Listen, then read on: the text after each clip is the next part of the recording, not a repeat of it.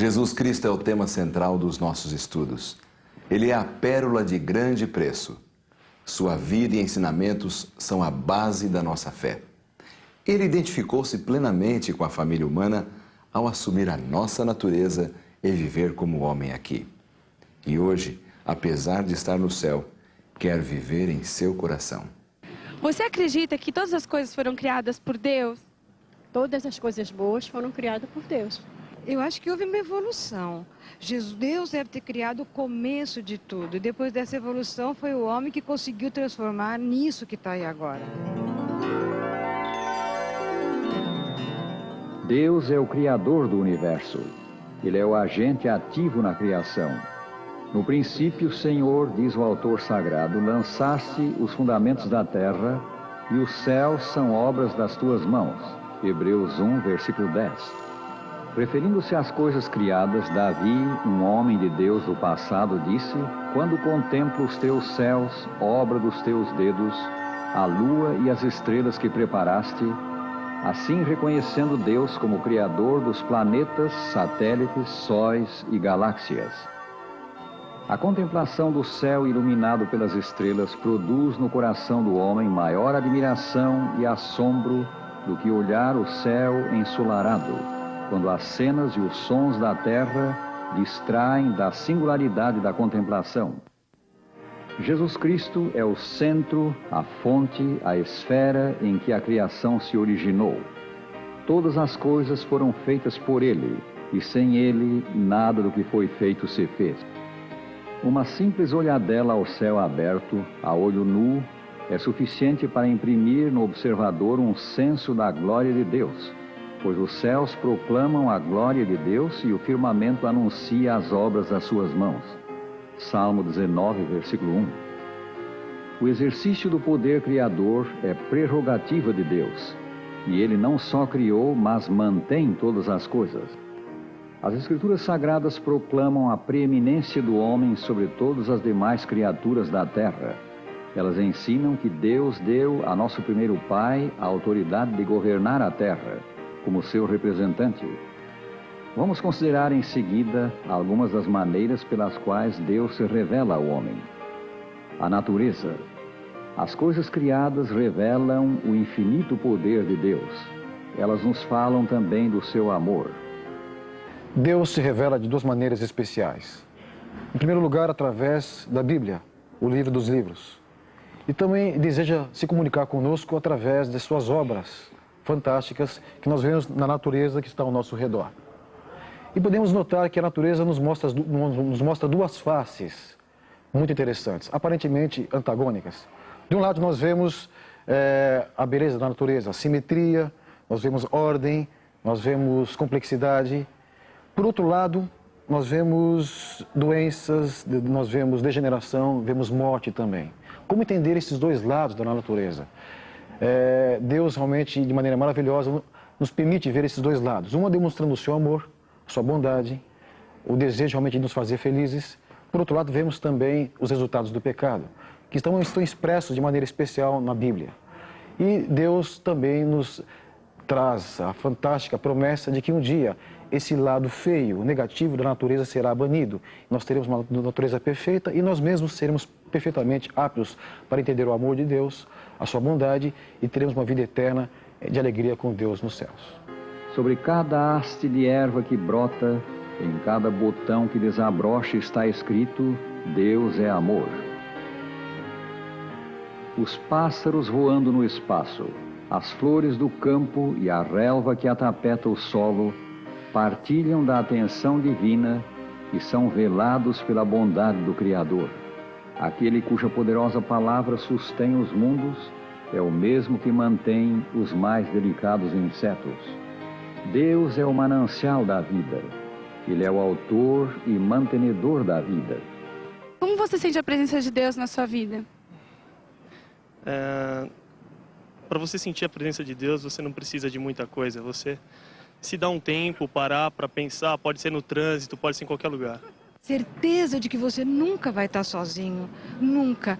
Em todas as circunstâncias da vida, Deus sempre olha pela gente. Como a senhora sente Deus em sua vida? Eu sinto tudo, minha filha. Com Deus eu sou a pessoa mais feliz do mundo. Os amáveis passarinhos, a encher de música o ar, com seus alegres trinos, recebem o protetor cuidado de Deus. A natureza é um livro de mensagens de beleza e de amor. Em seus capítulos estão as cachoeiras rumorejantes, também os plácidos lagos. No livro da natureza estão as folhagens coloridas e as altaneiras árvores da floresta com suas luxuriantes ramagens, testificando ao mundo da solicitude do Criador e do seu desejo de fazer felizes as criaturas humanas. As flores de delicados matizes em sua perfeição, impregnando os ares de aromas agradáveis, ligam o nosso coração ao de Deus, porque são prova do seu amor por nós.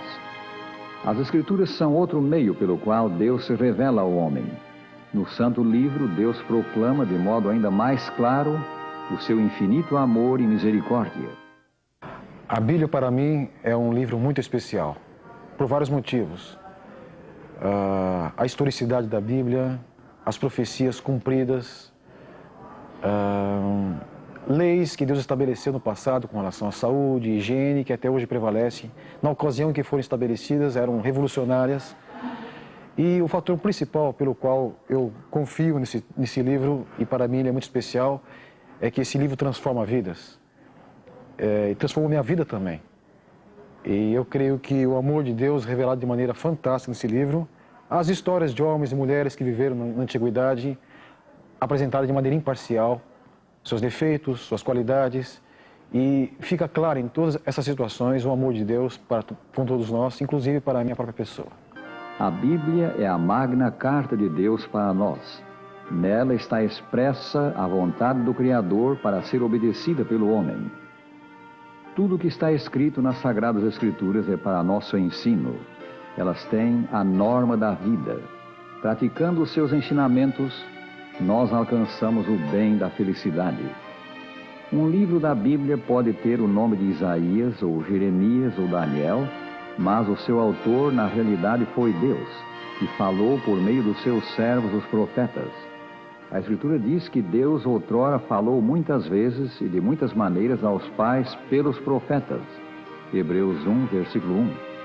O fato de ter Deus falado pelos profetas não excluiu absolutamente o fazer ele maiores revelações posteriores.